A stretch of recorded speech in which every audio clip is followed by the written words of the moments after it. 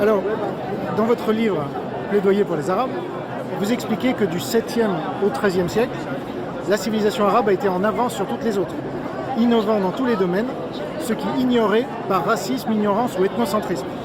Pourquoi n'est-elle plus en avance depuis? C'est pour des raisons historiques très claires. C'est que en 1258, Bagdad a été envahi par les Mongols, les descendants, les petits-fils de Gengis Khan et toute sa bande, et ils ont complètement détruit Bagdad et toute la civilisation arabo, islamo, perso, tout ce qu'on veut, tous ces gens-là qui étaient là. Bagdad a été détruite. Et les gens qui sont arrivés à la place, c'est-à-dire les Mongols, n'étaient pas du tout intéressés par la science, la philosophie, par la pensée. Donc en 1958, ça s'est arrêté pour des raisons très pratiques, parce que les Mongols, en 1958, ont envahi, détruit et massacré tout le monde. Pendant 3 jours, les rivières, le Tigre et l'Euphrate étaient pleines de sang.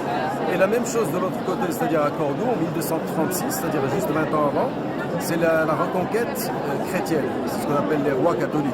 En espagnol, los reyes católicos, qui ont repris Cordoue, et ensuite ils ont repris Séville, ils ont repris toute l'Andalousie.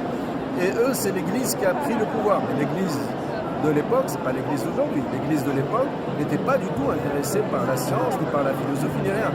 Donc quand ils ont expulsé les Andalous, la civilisation arabe d'Andalousie, ça s'est refermé. Donc dans les deux cas, ça a été pour des raisons très pratiques, des raisons de conquête. Voilà.